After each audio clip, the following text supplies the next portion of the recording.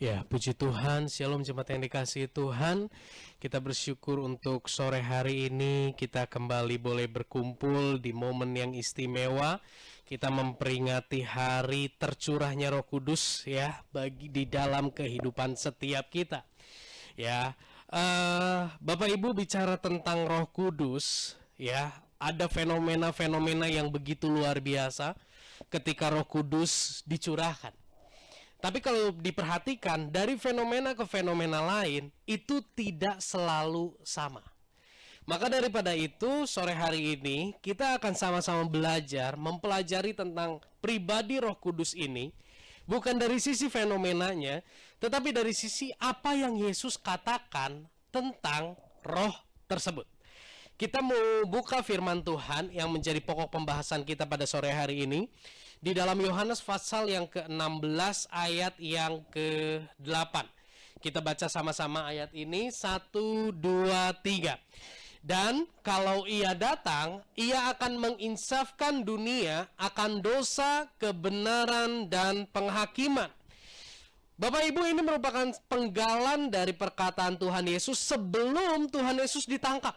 Sebelum Tuhan Yesus diadili, dia naik ke atas kayu salib. Sebelum itu semua, Tuhan Yesus katakan, dan kalau ia datang, ia akan menginsyafkan dunia akan dosa, kebenaran, dan penghakiman.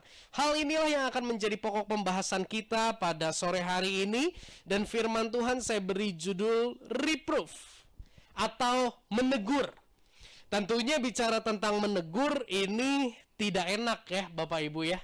Kesalahan kita dibongkar, kesalahan kita dinyatakan, ketidakbenaran kita disingkapkan, tentunya ini tidak enak dan cenderung mendatangkan kegelisahan. Ya, Yesus katakan, damai sejahtera ku tinggalkan bagimu, damai sejahtera ku berikan bagimu. Tetapi kita lihat di sisi lain, peran Roh Kudus di dalam kehidupan kita adalah menegur, menyingkapkan kesalahan. Bagaimana ketika Roh Kudus menegur, mengingatkan kesalahan, sepertinya bertolak belakang. Ya, namanya ditegur itu benar-benar nggak enak Bapak Ibu ya. Nah, kita mau belajar lebih lagi tentang reproof. Kata reproof ini di dalam terjemahan King James Version dipakai dalam beberapa ayat di dalam kitab Perjanjian Baru. Ada dua ayat yang juga memakai kata reproof ini. Di dalam Efesus 5 ayat yang ke-11, firman Tuhan berkata, janganlah turut mengambil bagian dalam perbuatan-perbuatan kegelapan yang tidak berbuahkan apa-apa. Tetapi sebaliknya, telanjangilah perbuatan-perbuatan itu. Di sini menggunakan kata reproof. Telanjangilah perbuatan-perbuatan yang tidak benar. Ketika Roh Kudus ada di dalam hidup kita Bapak Ibu, bukan berarti semua yang kita inginkan, semua yang kita harapkan itu terrealisasi. Tapi yang pasti di dalam kehidupan kita ketika Roh Kudus dicurahkan dan ada di dalam hidup kita, orang yang percaya pada Yesus, yang terjadi adalah perbuatan-perbuatan buruk, perbuatan-perbuatan dosa yang tidak diperkenan oleh Tuhan, itu dibongkar Bapak Ibu. Apa yang kita sembunyikan, apa yang kita tutup-tutupi dengan rapat, itu tersingkap. Ayat yang berikutnya bicara tentang reproof, 2 Timotius 4 ayat yang kedua, demikian firman Tuhan. Beritakanlah firman, siap sedialah baik atau tidak baik waktunya, nyatakanlah apa yang salah. Ketika Roh Kudus bekerja di dalam hidup kita, maka apa yang salah di dalam diri kita itu disingkapkan. Jadi Bapak Ibu, jika Bapak Ibu bertanya-tanya, jika Bapak Ibu sedang ada di dalam kebingungan, apakah Roh Kudus itu ada di dalam diri kita atau enggak? Ya, ini yang bisa menjadi sebuah cermin, barometer. Adakah hari ini di dalam perjalanan hidup kita, ya, perbuatan-perbuatan buruk, ya, pelanggaran-pelanggaran, dosa, ketidakbenaran di hadapan Allah itu disingkapkan atau tidak? Ini merupakan peran Roh Kudus yang tentunya secara daging sangat tidak enak. Tapi ini menjadi barometer Bapak Ibu. Di slide saya tuliskan, Roh Kudus yang adalah Allah sendiri, dia adalah Allah sendiri, bekerja di dalam kita untuk menelanjangi dan menyatakan apa yang salah di hadapan Allah yang ada di dalam diri kita, dan menyatakan, meneguhkan apa yang benar di hadapan Allah bagi diri kita. Ini pekerjaan Roh Kudus. Dia menelanjangi ketidakbenaran, dia menelanjangi kejatuhan kita, dia membongkar kesombongan kita, dia membongkar motivasi-motivasi yang salah di hadapan dia, sekalipun orang acung jempol buat kehidupan kita. Dan gak berhenti di situ. Dia menyatakan dan meneguhkan apa yang benar di hadapan Allah bagi diri kita. Wow. Di sini kita bisa melihat bagaimana kepedulian Tuhan buat saya dan saudara. Dimulai dari penciptaan, dia tidak hanya ciptakan kita. Kalau kita lihat di hari penciptaan, manusia diciptakan di hari yang ke-6. Ketika semua sudah ada, manusia diciptakan. Ya, berarti menunjukkan bahwa Tuhan untuk menghadirkan manusia, Tuhan mempersiapkan dulu semuanya. Itu merupakan bentuk kasih-Nya. Ketika manusia jatuh dalam dosa, dia tidak berhenti mengasihi manusia. Dia hadirkan pribadi Yesus, dia mati di atas kayu salib, menggantikan kita, menanggung dosa kita. Enggak berhenti di situ, Bapak Ibu. Yesus mati, Yesus bangkit, Yesus naik ke sorga, 10 hari kemudian dicurahkanlah, diutuslah Roh Kudus, bukan di luar kita. Yohanes 14 katakan apa? Roh penghibur itu datang, dia nggak jauh-jauh, dia ada di dalam hati saya dan saudara. Dan ketika dia ada di dalam hati kita, apa yang dia lakukan? Kesalahan kita disingkapkan, ketidakbenaran kita disingkapkan, dan dia menyatakan apa yang benar di hadapan Allah yang harus kita hidupi. Dia meneguhkan hal itu, dia menolong kita melakukan kebenaran itu. Wow! Saya harap lewat penjabaran di awal ini, kita melihat bahwa hidup kita itu sangat dipedulikan oleh Tuhan. Ya, jangan berpikir, atau mungkin ada yang sedang berpikir hari ini, hidupku tidak dipedulikan oleh Tuhan. Ya, saya berdoa kita bisa dimerdekakan dari itu semua, karena kita mengerti Roh Kudus ada di dalam hidup kita. Poin yang pertama, menginsafkan dunia akan dosa. Bapak Ibu, kenapa sih dunia tuh perlu diinsafkan dari dosa-dosa, dari ketidakbenaran? Mengapa Roh Kudus perlu menginsafkan manusia akan dosa?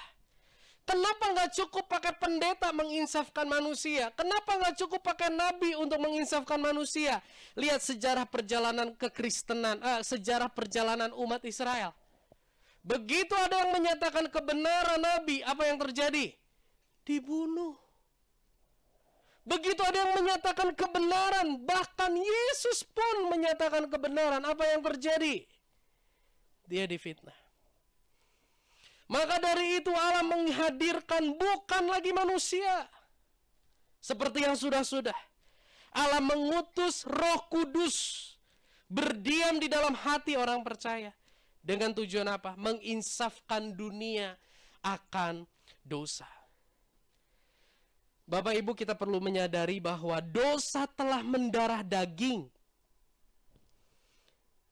dan dilakukan oleh banyak orang. Dampaknya kita memandang itu hal yang wajar. Dosa itu sudah sangat mendarah daging dan menjadi hal yang normal hari-hari ini. Yang penting aku tenang, yang penting aku nyaman, yang penting aku gak rugiin orang. Bukankah itu yang menjadi standar kebenaran hari ini? Ketahuilah, di hadapan Allah, kemelencengan dari standar Allah itu merupakan dosa. Dosa sudah mendarah daging. Dilakukan oleh banyak orang dipandang sebagai hal yang wajar. Apalagi, kenapa manusia perlu disadarkan akan dosanya? Karena manusia memiliki kecenderungan untuk membenarkan diri. Mencari kambing hitam, Bapak Ibu. Ya, Kita lihat bagaimana ketika Adam dan Hawa jatuh ke dalam dosa. Adam, kenapa engkau makan buah yang aku larang itu? Apakah engkau makan buah yang aku larang itu? Jawabnya simpel, ya atau tidak. Tapi apa yang Adam jawab? Ini kecenderungan manusia. Adam bilang apa? Perempuan yang di samping ini loh, yang memberi aku makan dari buah itu. Dia cari pribadi lain untuk berbagi konsekuensi dengan dia dari pelanggarannya. Begitu ditanya, wanita, kenapa? Dia cari ular. Oke? Ketika Tuhan Yesus sebelum Allah tanya sama Adam. Waktu Allah lagi jalan, Allah panggil, Adam, di manakah engkau? Apa yang Adam lakukan? Dia ambil daun, dia tutup badannya pakai daun. Ini bukan sekedar sebuah tindakan menutupi bagian tubuh, tapi ini menggambarkan sebuah kondisi di mana manusia selalu berusaha menyembunyikan apa yang tidak berkenan di hadapan Tuhan. Inilah kenapa Roh Kudus perlu hadir untuk menginsafkan dunia dari dosa. Tanpa disadarkan oleh Roh Kudus akan keberdosaan, manusia tidak akan pernah merasa bahwa Yesus itu berharga. Betul? Jika kita nggak diingatkan akan kejatuhan dan kegagalan kita melihat salib hanya sebagai kayu batang yang melintang saja. Bahkan kita menganggap pengorbanan Yesus merupakan sebuah kebodohan.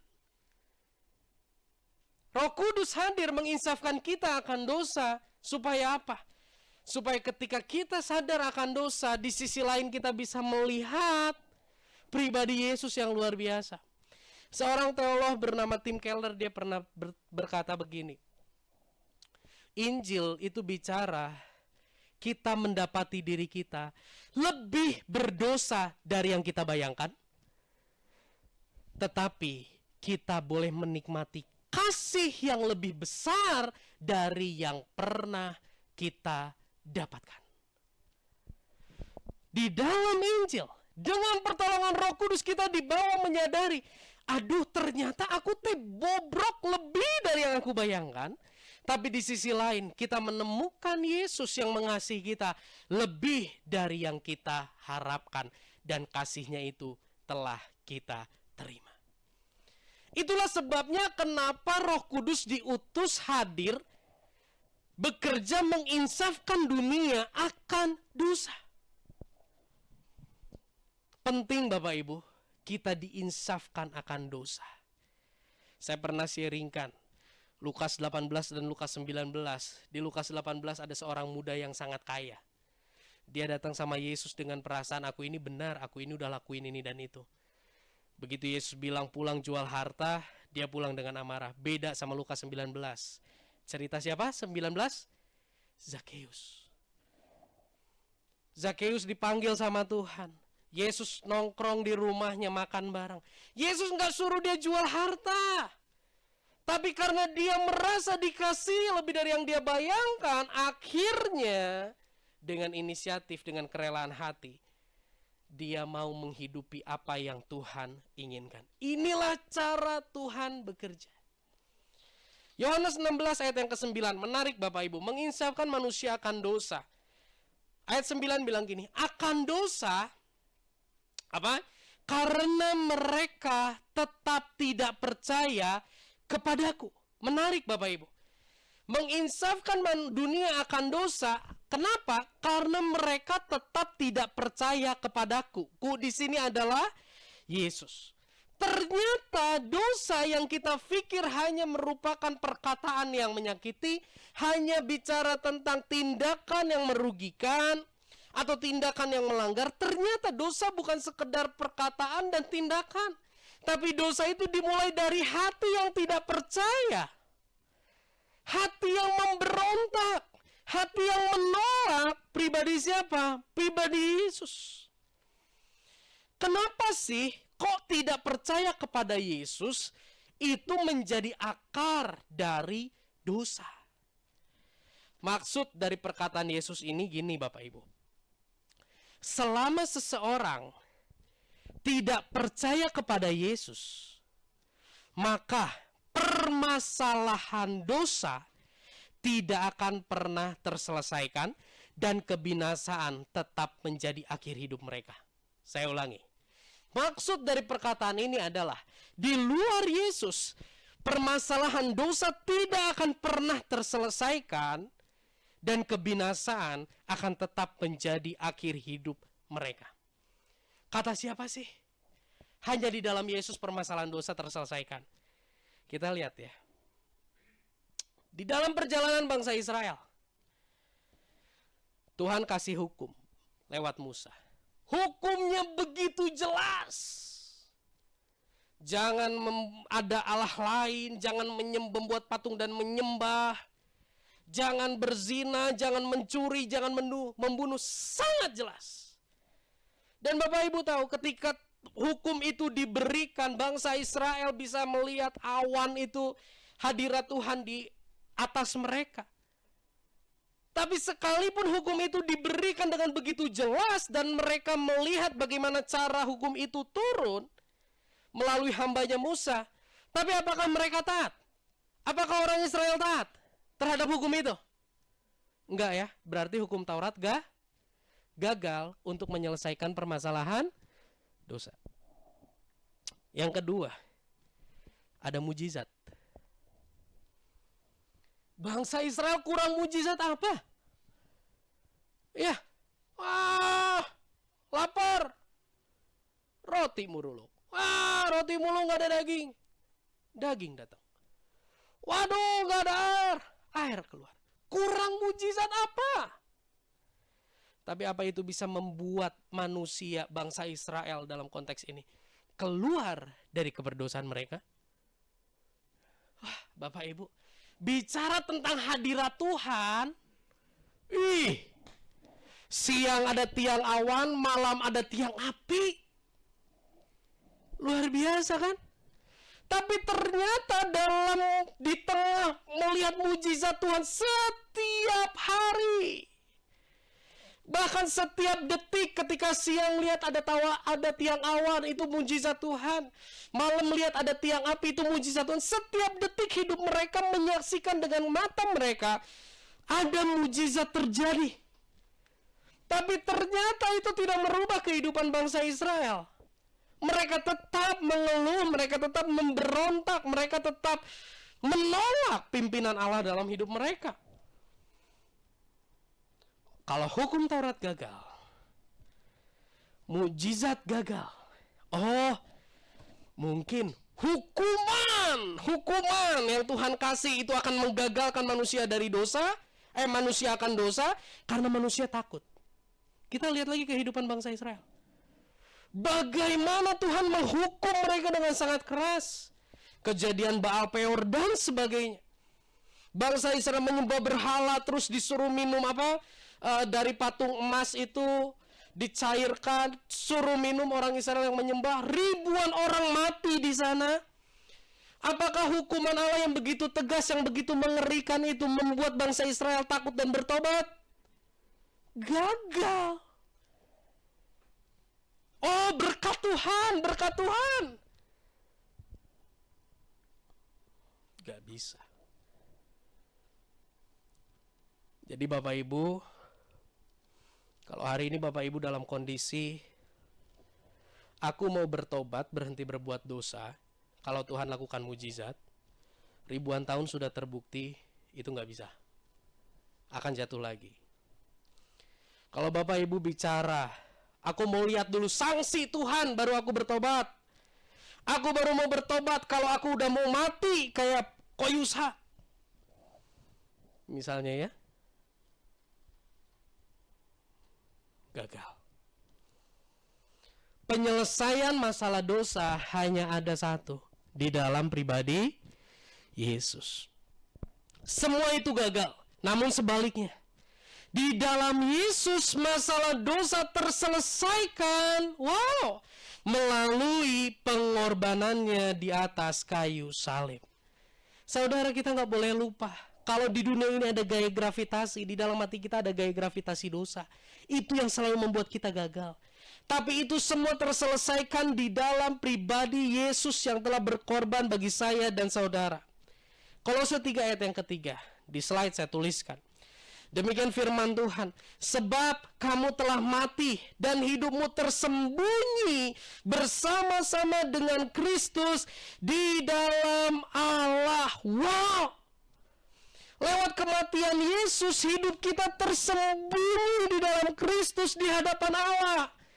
Jadi dari sisi Allah, kita yang tadinya orang berdosa karena pengorbanan dan percaya kepada Yesus, maka pengorbanan itu membungkus kehidupan kita sehingga di hadapan Allah kita adalah orang-orang benar.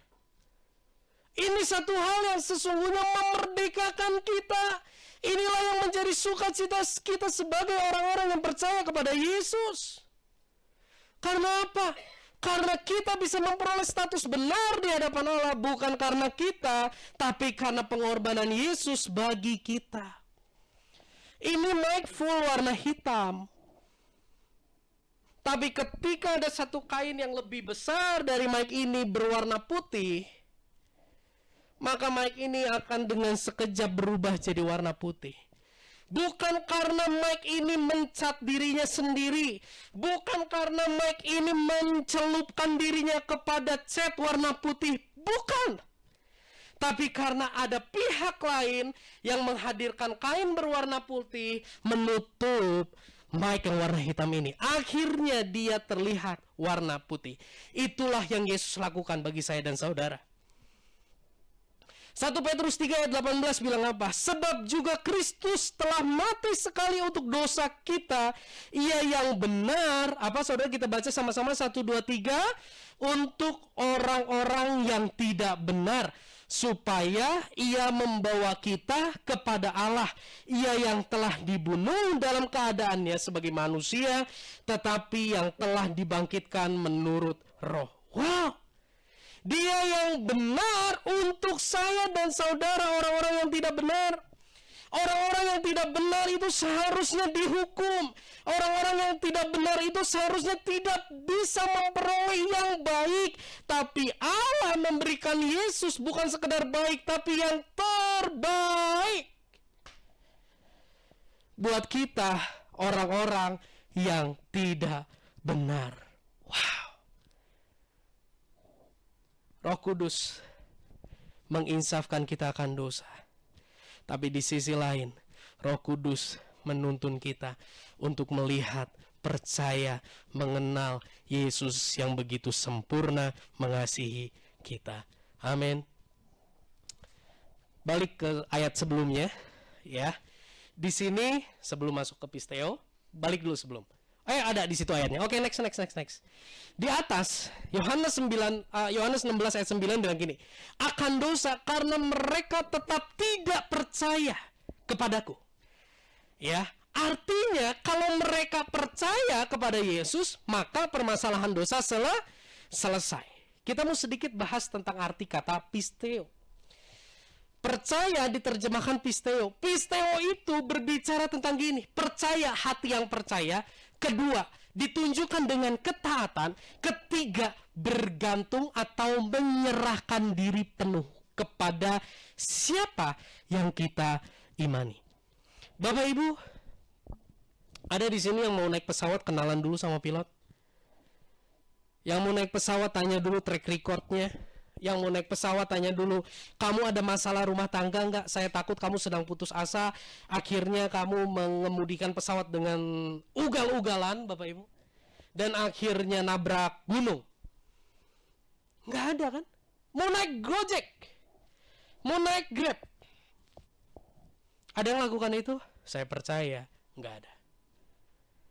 Tapi kita bisa menyerahkan hidup kita untuk duduk di belakangnya, untuk duduk di sampingnya, untuk masuk ke dalam pesawat di mana kita nggak kenal siapa dia. saat kita melakukan hal tersebut, sesungguhnya kita sedang mengandalkan pilot tersebut. Begitu juga yang dimaksud dengan yang dimaksud dengan oleh Yesus dari kata percaya. Punya sikap hati percaya ditunjukkan dengan ketaatan dan pengandalan. Menutup bagian ini, kita lihat di slide. Saya tulis gini, Roh Kudus. Next. Roh Kudus tidak hanya menyadarkan saya dan saudara akan keberdosaan kita, tetapi juga dia memampukan, katakan memampukan saya dan saudara untuk punya pisteo kepada Yesus. Wow! Yang adalah satu-satunya jalan keluar dari keberdosaan kita. Luar biasa Bapak Ibu. Kita yang gak pernah lihat Yesus, kita yang gak pernah merasakan sentuhan tangannya secara fisik, kita yang tidak mungkin kita tidak kenal pribadinya secara spesifik, seperti kita mengenali orang tua kita, pasangan kita, tapi kita bisa percaya kepada dia. Itu semua hanya karena pekerjaan Roh Kudus dalam saya dan dalam saudara. Poin yang kedua, saya minta tolong AC-nya boleh tolong dimatiin yang depan sini Pak. Yesus tidak hanya menginsafkan dunia akan dosa, tapi Yesus pun menginsafkan dunia akan apa? Kebenaran. Kita lihat Yohanes 16 ayat yang ke-10. Akan kebenaran, karena aku pergi kepada Bapa dan kamu tidak melihat aku lagi. Menginsafkan dunia akan dosa, akan kebenaran karena apa? Karena aku pergi kepada Bapa dan kamu tidak melihat aku lagi. Kita lihat Yohanes 16 ayat yang ke-5. Demikian firman Tuhan. Tetapi sekarang aku pergi kepada Dia yang mengutus aku. Dan tiada seorang pun di antara kamu yang bertanya kepadaku, kemana engkau pergi? Gak ada ya di slide, sorry saya gak masukin. Kenapa saya munculin dua ayat ini? Gini Bapak Ibu, Yesus lewat dua ayat ini, dia memberi sebuah penegasan bahwa kenaikannya ke sorga itu dia pergi kepada Bapa yang mengutus dia. Oke, dia pergi kepada Bapa yang mengutus dia. Dan Roh Kudus bekerja menginsafkan dalam konteks mengingatkan, meneguhkan saya dan saudara dan murid-murid saat itu bahwa Yesus adalah kebenaran yang sejati. Pribadi yang pergi kepada Bapa, dan Yesus katakan di ayat yang ke-5, aku pergi kepada pribadi, kepada Allah yang mengutus aku. Di situ ada sebuah penegasan bahwa aku datang karena aku diutus Bapa, dan saat ini aku akan kembali kepada Dia yang mengutus aku. Menunjukkan bahwa Dia adalah pribadi yang diperkenan oleh Bapa. Dia adalah kebenaran yang sejati. Yesus kembali kepada Bapa. Kita perlu selalu diingatkan akan hal ini. Bahwa Yesus adalah kebenaran sejati dan Yesus adalah pribadi yang diperkenan oleh Bapa. Kenapa? Karena seringkali di dalam perjalanan kita, keteguhan kita bahwa Yesus adalah kebenaran sejati itu tergerus oleh kebenaran mayoritas di lingkungan kita. Roh Kudus perlu ada di dalam kita untuk menolong kita tetap percaya bahwa Yesus adalah kebenaran sejati, karena di dalam perjalanan kita seringkali ada kebenaran-kebenaran mayoritas yang bertentangan dengan kebenaran yang sejati, yang seringkali digunakan dengan kata wajar, ya, yang seringkali dikatakan, ditulis dengan bahasa segitu aja mah gak apa-apa. Itu kebenaran mayoritas atau kebenaran relatif. Maka dari itu, Yesus tahu perjalanan kerohanian kita, dia tidak bisa, Yesus tahu perjalanan kerohanian kita, bahwa kita tidak akan pernah bisa terus memegang dia sebagai kebenaran sejati tanpa pertolongan dari Roh Kudus. Apalagi nature kita dosa yang penuh dengan intrik untuk membenarkan diri. Betul ya? Sangat mudah kebenaran yang sejati itu terganti dengan kebenaran mayoritas. Sangat mudah kita kesampingkan kebenaran sejati itu yang adalah Yesus sendiri dan mengganti dengan hal yang kita pandang wajar. Untuk itulah Roh Kudus hadir. Roh Kudus hadir untuk meneguhkan kita bahwa Yesus adalah kebenaran sejati. Yesus adalah satu-satunya pribadi yang harus kita teladani. Yesus adalah satu-satunya pribadi di mana kehidupannya begitu sempurna di hadapan Allah, dan Yesus memberi sebuah gambaran, ini loh hidup yang diperkenan oleh Allah.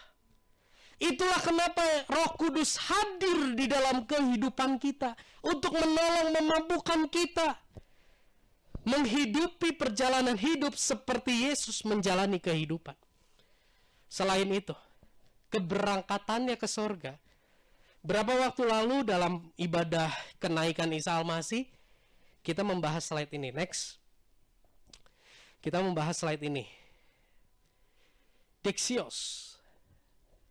Ya, Yesus naik ke sorga, dia ada di sebelah kanan Allah Bapa. Menjadi apa? Dia menjadi pembela, dia menjadi imam besar, dia menjadi rasul bagi kita. Dan Roh Kudus bekerja di dalam kita, mengingatkan kita bahwa Yesus yang kita sembah saat ini tidak terlihat secara fisik, tapi dia ada di sebelah kanan Allah Bapa. Dia menjadi pembela, dia menjadi imam besar, dia menjadi rasul bagi kita.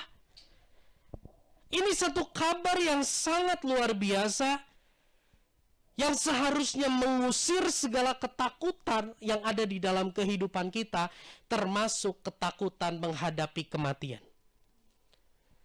Pembela kita ada di sana.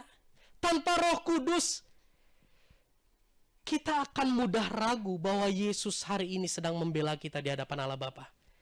Tanpa Roh Kudus, kita akan mudah ragu bahwa Yesus telah sedang menjadi imam besar bagi kita. Tanpa Roh Kudus, kita akan ragu bahwa Yesus menjadi rasul yang baik bagi kita. Bapak Ibu bicara tentang rasul, waktu yang lalu saya sempat menjelaskan rasul Allah bagi kita. Di situ bicara tentang Yesus memperkenalkan Allah kepada kita. Saya teringat ketika saya kenalan sama Fang Fang. Ya, saya dikenalin sama satu teman yang namanya Benny Mayor. Tahu ya semua di sini. Benny Mayor itu yang kenalin saya sama Fang Fang. Ya. Nah, ketika saya mau main ke Jakarta, pas Benny ada di Bandung. Ben, ayo Ben, gue mau ketemu sama Fang Fang. Ayo kok, gue temenin. Ya, jalan ke Jakarta. Saya kan nggak tahu rumahnya Fang Fang. Ya, jalan ke Jakarta. Dengan adanya Benny di samping saya, ya, saya nggak usah bingung cari jalan. Ketika saya sampai di daerah rumah Fang Fang, saya nggak tahu rumahnya seperti apa, kondisi di sana, jalannya besar, kecil, nggak tahu. Tapi Benny arahin gini, kok kita tunggu di McD aja kok. Oh gitu? Iya, oke, kita tunggu di McD. Sampai si Fang Fang beres ILS, baru kita jemput. Ternyata ya memang sulit parkir di sana. Setelah dijemput di dalam perjalanan, kalau saya cuma berdua sama dia, bisa bayangkan Bapak Ibu, kikuk, betul ya? Pacicing-cicing, betul ya? Tapi dengan adanya Benny, Bapak Ibu, suasana jadi cair. Ah, kok Yusak, itu tuh, Cifang Fang tuh di belakang. Jangan video callan mulu, ketemu dong. Benny ini yang mencari bahan-bahan pembicaraan untuk saya dan Fang Fang bisa punya komunikasi yang cair saat itu. Bahkan Bapak Ibu, saya mau buka rahasia di sini. Ketika saya udah nyampe di sana, ya namanya lagi ngedate ya. Namanya lagi ngedate, terus saya tanya, "Oh, makan apa?" Aduh, nggak tahu nih. Udah kita makan di sini aja. Saya lupa namanya dan nggak usah disebut juga. Satu tempat makan. Wah, enak ya, enak. Begitu saya lihat menunya, saya lihat tuh nggak yang sebelah kiri atau yang atas. Saya lihat yang sebelah kanan. Saya lihat harganya. Wah, buset, saya bilang ya ini gini. Terus di bawahnya ada catatan kecil kan? Exclude text. Teksnya sekian. Aduh, teksnya besar. Benny tahu lah, gitu ya. Maksudnya Yusak biasa makan seperti apa, kayak gimana nih? Udah, kita pesan, makan. Bapak Ibu tahu? Ketika bill datang, ya, begitu saya lihat, waduh, Sakia. Si Benny lihat, langsung Benny ambil billnya, dia keluarin kartu kredit. Terus dia bilang, "Kok pulang ya, kok jangan pikir gratis ya. Tadi gua tutupin dulu supaya lu gak terlalu kaget. Gak enak di depan orang baru lu kaget." Di situ saya bisa dapetin gini, ini rasul yang baik. Nangkap Bapak Ibu? Dia menjembatani dengan sangat baik. Dan dia tahu apa yang membuat saya akan terkejut. Dan dia cover dulu itu. Sehingga komunikasi saya dengan dia nggak jadi kikuk karena bill yang jumlahnya besar. Oke, Bapak Ibu, kita ini orang yang berdosa. Allah ini kudus, bedanya sangat jauh. Tapi ada pribadi Yesus yang menjadi rasul, yang menjembatani kita komunikasi dengan dia, sehingga komunikasi kita nggak kikuk. Makanya Yesus katakan apa? Berdoalah di dalam namaku, dalam nama Yesus, karena dia adalah rasul kita. Kalau nggak ada Roh Kudus di dalam kita, maka kita akan cepat ragu dan sulit sekali percaya bahwa Yesus adalah rasul kita. Next, di slide saya tuliskan. Roh Kudus menolong kita untuk tetap percaya, tetap teguh, dan yakin bahwa Yesuslah kebenaran sejati yang diperkenan Bapa, dan saat ini ia menjadi pembela, imam besar, rasul bagi saya dan saudara di sebelah kanan Bapa. Wow, Bapak Ibu, kata penolong, Roh Kudus adalah penolong, itu bahasa Yunaninya parakletos. Ya, ketika saya tadi sebelum ibadah saya coba cek lagi, ternyata parakletos itu gini Bapak Ibu. Parakletos ini gini, penolong yang berdiri di sebelah kanan orang yang ditolong. Wow. Jadi Yesus hari ini berdiri di sebelah kanan Allah Bapa untuk menjadi pembela kita, menjadi imam besar kita, menjadi rasul kita. Tapi saat ini di perjalanan kita di dunia, ada Roh Kudus di sebelah kanan kita yang menjadi penolong, yang menjadi penghibur, yang meneguhkan, yang mengingatkan. Wow! Saya dan saudara kita nggak ditinggalin sendiri. Oh, Yesus di sebelah kanan Allah Bapa, ngenah-ngenah di itu mah jika nanti haridang jika di bumi. Saya mau katakan, dia ada di sebelah kanan Allah Bapa, Yesus ada di sebelah kanan Allah Bapa. Tapi Roh Kudus ada di sebelah kanan kita. Dia bekerja bukan seperti yang kita inginkan, tapi seperti yang Yesus inginkan. Amin. Dia ingatkan kita akan keberdosaan kita. Dia insafkan kita akan kebenaran. Di dalam perjalanan rohani yang begitu luar biasa banyak tantangan, Roh Kudus di sebelah kanan kita. Dia menolong kita, siap sedia menolong kita, meneguhkan bahwa dia kebenaran sejati, meneguhkan kita akan kehidupan yang akan datang, bahwa Yesus pembela, imam besar dan rasul kita ada di sana. Yang paling terakhir, menginsafkan akan penghakiman. Kenapa manusia perlu diinsafkan akan penghakiman? Yohanes 16 ayat 11. akan penghakiman, karena penguasa dunia ini telah dihukum. Bapak Ibu, secara logika, secara manusia, orang yang bersalah harus dihukum. Dan Roh Kudus menolong kita mengerti tentang penghakiman di kemudian hari. Yesus katakan apa? Akan penghakiman karena penguasa dunia ini telah dihukum. Pertanyaannya gini, di mana penghukuman bagi penguasa dunia itu dilakukan? Kapan penghukuman bagi penguasa dunia itu dilakukan? Sehingga kita yang percaya kepada Yesus boleh dimerdekakan. Kita lihat sama-sama. Kolose 2 ayat 13 sampai 15. Kita baca sama-sama ayat ini ya. Kolose 2 ayat 13 sampai 15. 1, 2, 3.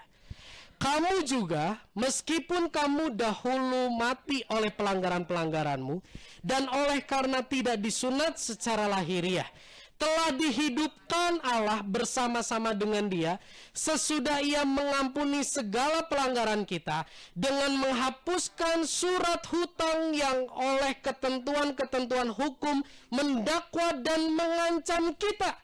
Dan itu ditiadakannya dengan memakukannya pada kayu salib. Ia telah melucuti pemerintah-pemerintahan dan penguasa-penguasa dan menjadikan mereka tontonan umum dalam kemenangannya atas mereka. Wow! Kapan penguasa dunia itu dihukum? Ketika Yesus naik ke atas kayu salib. Di situ dikatakan apa? Sesudah Ia mengampuni segala pelanggaran kita dengan menghapuskan surat hutang. Menghapuskan surat hutang. Nama Yusak itu tercatat di surat hutang dan Yusak harus bayar hutang. Nama kita itu tercatat di surat hutang dan kita harus bayar hutang. Kepada siapa? Kepada pendakwa yang mengancam kita di depan sana. Tapi itu surat hutang udah dijadikan lunas. Bukan kita yang bayar, tapi Yesus yang bayar. Bahkan di bagian yang terakhir, Yesus telah melucuti pemerintah-pemerintah, penguasa-penguasa, dan menjadikan mereka tontonan umum dalam kemenangannya atas mereka. Wow. Ya, kalau kita parkir 3 mobil, kita parkir. Waktu kita keluar, kita dibayarin sama mobil paling depan. Ya, mobil paling depan bayar ceban buat 3 mobil ke belakang. Terus kita bayar juga 3.000, diterima tuh sama tukang parkir. Terus mobil depan telepon, tadi parkir udah gue bayar ya. Apa yang ada di otak Bapak Ibu? Kurang ajar tuh tukang parkir, betul ya? Karena mestinya hutangku sudah dibayar lunas. Bayar beban yang harusnya aku tanggung sudah dibayar lunas sama mobil di depan. Tapi ditagih lagi. Saya mau bilang, apa yang Yesus lakukan di atas kayu salib itu sudah selesai, sudah lunas membayar hutang saya dan saudara. Kematian Yesus di kayu salib itu bukan down payment yang harus ada cicilannya dan ketika terlambat mencicil kena bunga. No. Kematian Yesus di atas kayu salib itu menghapuskan surat hutang. Melunasi hutang dosa yang seharusnya kita tanggung. Dengan kondisi ini saya mau katakan, dengan apa yang sudah Yesus lakukan, saya mau katakan, iblis tidak dapat lagi mendakwa saya dan saudara atas keberdosaan kita. Karena Yesus telah membayar lunas dakwaan tersebut di atas kayu salib. Bahkan melalui kebangkitannya, Yesus melucuti kerajaan otoritas iblis. Wow. Ini hal yang sulit dipercaya. Ini hal yang sulit masuk nalar kita. Karena dalam nalar kita orang punya hutang harus berusaha untuk bayar hutang. Tapi ini Yesus yang lakukan. Maka dari itu Roh Kudus hadir, Bapak Ibu. Di slide saya tuliskan, Roh Kudus, Parakletos, penolong yang ada di samping kanan kita, memampukan kita untuk kita percaya bahwa melalui pengorbanan Yesus, Yesus telah menghapuskan surat hutang kita, dan melalui kebangkitannya Yesus telah mengalahkan, melucuti senjata, merampas kerajaan maut. Puji Tuhan. Tanpa Roh Kudus, kita nggak pernah bisa percaya akan dampak dari pengorbanan dan kebangkitan Yesus. Tapi dengan Roh Kudus, kita dimampukan untuk jadi percaya. Kita dimampukan untuk jadi orang-orang yang merdeka. Karena kita tahu dosa kita, hutang kita sudah lunas dibayar. Dan kita tidak perlu melakukan ini dan itu untuk masuk dalam keselamatan. Ini satu kabar yang sukacita luar biasa. Ada sebuah pertanyaan bagi kita. Pertanyaan reflektif. Next. Dari 3 poin ini, mari kita renungkan. Hal baik apa yang kita dapat lakukan di hadapan Allah tanpa campur tangannya? Untuk kita percaya kepada Yesus, hari ini kita dibahas. Kita perlu Roh Kudus. Untuk kita yakin teguh sampai akhir hidup kita tetap setia, tetap berpegang pada Yesus, bahwa Yesus adalah kebenaran sejati, kita perlu Roh Kudus. Untuk kita bisa percaya bahwa penghakiman itu sudah selesai, dan kita bisa hidup dalam kemerdekaan di dalam Dia, kita perlu Roh Kudus. Hal apa yang bisa kita lakukan?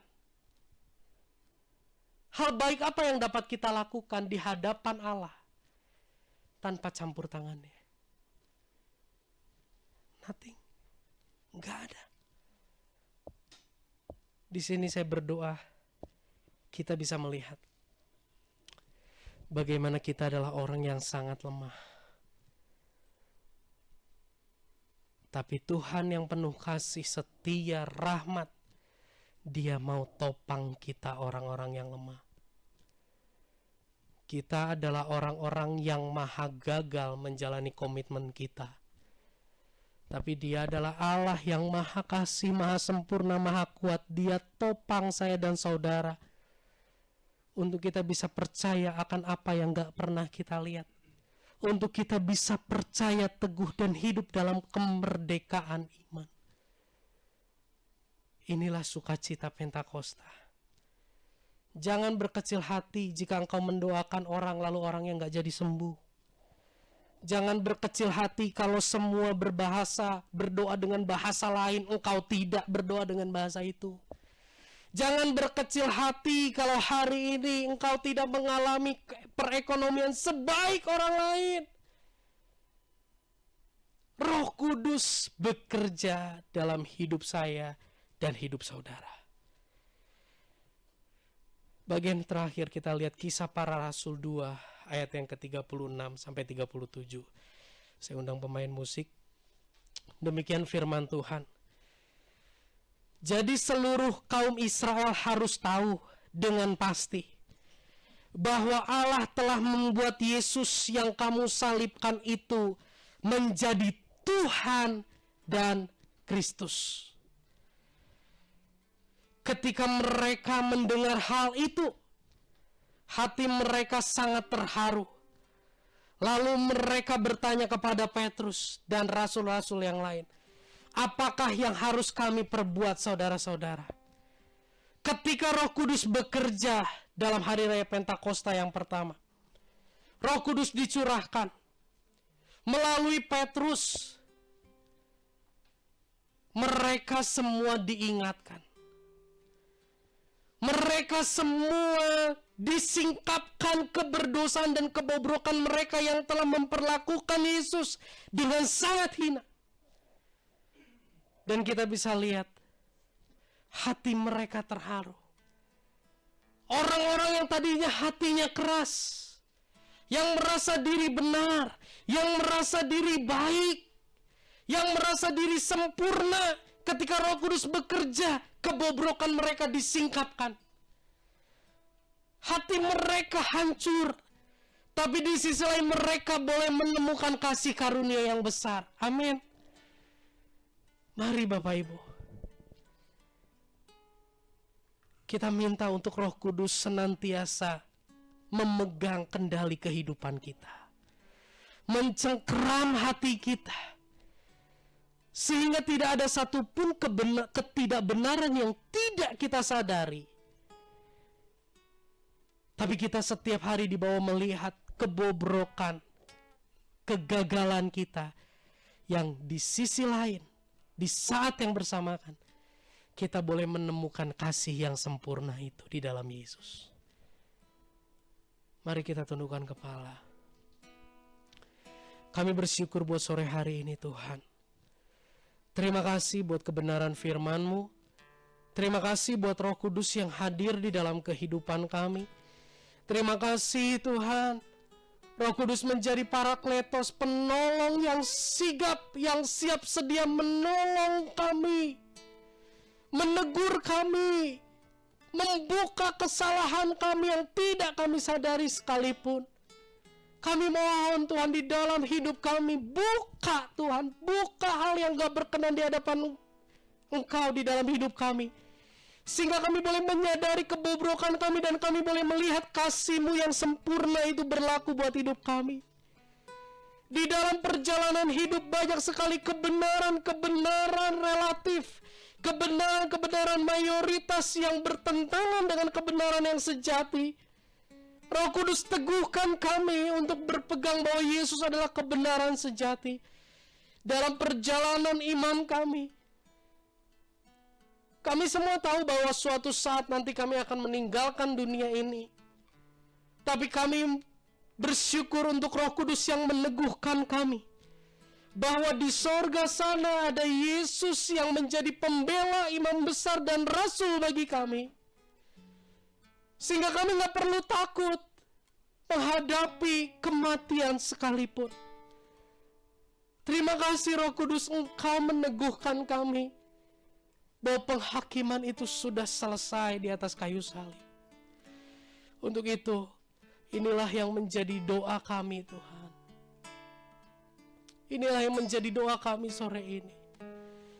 Peganglah tangan kami ya Roh Kudus. Amin. Haleluya. Peganglah